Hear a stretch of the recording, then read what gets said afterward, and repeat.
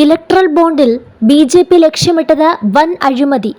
മുഖ്യമന്ത്രി electoral ബോണ്ടിലൂടെ BJP വൻ അഴിമതിയാണ് ലക്ഷ്യമിട്ടിരുന്നതെന്നും കോടതി വിധിയെ തുടർന്ന് ഗത്യന്തരമില്ലാതെയാണ് ആ വിവരങ്ങൾ പുറത്തറിയിച്ചതെന്നും മുഖ്യമന്ത്രി പിണറായി വിജയൻ പെരിന്തൽമണ്ണയിൽ എൽ.ഡി.എഫ് തെരഞ്ഞെടുപ്പ് റാലിയിൽ സംസാരിക്കുകയായിരുന്നു മുഖ്യമന്ത്രി. സംഭാവന സ്വീകരിക്കില്ലെന്ന് കമ്മ്യൂണിസ്റ്റ് പാർട്ടികൾ നിലപാടെടുത്തതുപോലെ കോൺഗ്രസിന് കഴിയാതിരുന്നത് എന്താണെന്ന് പിണറായി വിജയൻ ചോദിച്ചു. നിലപാടുകളുടെ കാര്യത്തിൽ മിക്കതിലും ബി.ജെ.പിയും കോൺഗ്രസും ഒരേ മാതൃകയാണ് പിന്തുടരുന്നത്. 8,251 കോടി രൂപ ബി.ജെ.പിക്കും 1,952 കോടി രൂപ കോൺഗ്രസിനും ലഭിച്ചു.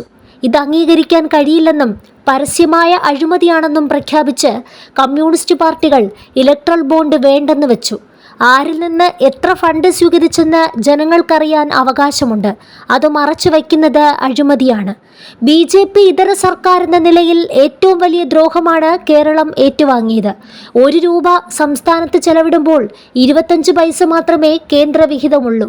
അടുത്ത വർഷം അത് 19 പൈസയായി ചുരുങ്ങും. വടക്കേ ഇന്ത്യയിൽ മിക്ക സംസ്ഥാനങ്ങളിലും 1 രൂപയിൽ 80 പൈസയും കേന്ദ്ര വിഹിതമാണ്.